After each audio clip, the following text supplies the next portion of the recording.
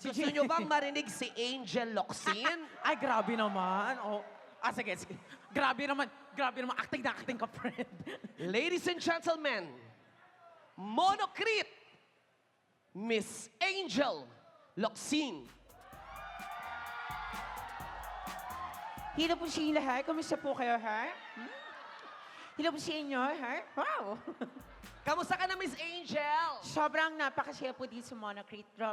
Sobra talaga. Wow! Sobra talaga. Wow! Miss Angel, ang ganda po ng tubo ng buhok nyo. Ano pong ginagamit yung shampoo? Siyempre yung Head and Shoulders. Wow! Medyo ang ganda po ng pangangatawan nyo ngayon. Nagda-diet po ba kayo? Yes, hindi ako nag-rise, pero may liquid na iniinom talaga ako. Ano po yung iniinom yung pampapayat? Siyempre, Head and Shoulders. Wow! Nako, Miss Angel, ang ganda ng smile ninyo. Ano pong ginagamit yung toothpaste? Siyempre, Head and Shoulders. Ay, Miss Angel! Nakakita ng ipis! Wow! Ikaw din naman may ginagaya. Wala akong ginagaya. Ayan o, pag naka-side view, Paulo Abilino. Thank Wow. you. Kabila. Coco Martin. Wow. Taliko, tapos harap. 1, 2, 3. Panis, Sirano. Dito ka sa gitna, dito ka. Tagilid. Claudine Barreto. Ay, ano ba yan? Gretchen Barreto. Ay, alam ko yan. 1, 2, 3, go! Mon Tulfo.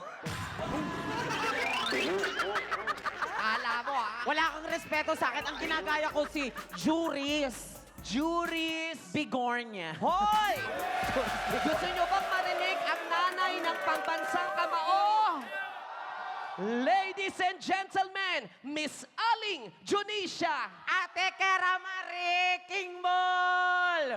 I never had to love in love. Yoreme! Yeyo! Yoreme! Mane! Ay, Aling Junisha, balita ko po, gusto nyo pang magkaanak ulit si Manny at saka si Jinky. Actually, nanganak na si Jin, kaya ang ganda ng pangalan ng bata. Pinagsama ang pangalan ni Mane at saka ni Jinke. Anong tawag? Monkey. Pero ang sabi nyo po, pag magkakaako na kayo, mas gusto nyo kasama ang pangalan nyo. Sabi ko, Mane, hindi pwede. Dapat kasama ang pangalan ko. Junesha, Mane at saka Jinke. Anong tawag? Jumanji. May monkey pa din doon. Oh, Aling ako. Junisha, ano pong masasabi nyo sa lahat ng bashers ni Manny Pacquiao na siya ay pang sports lang at walang karapatan sa politika? Totoo po ba ito? Kayo po ba'y nasasaktan bilang isang ina? Well, isa lang ang nasabi ko kay Manny. He deserve it. Yo!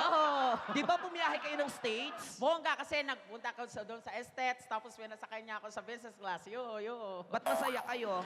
Kasi sabi ko, Manny, bakit mo ako pinasakay sa business class? Wala naman tayo negosyo. Business class, iba yon. Ay, ano po masasabi nyo sa mga kalalakihan ng Monocrit? Kamukha ko sila.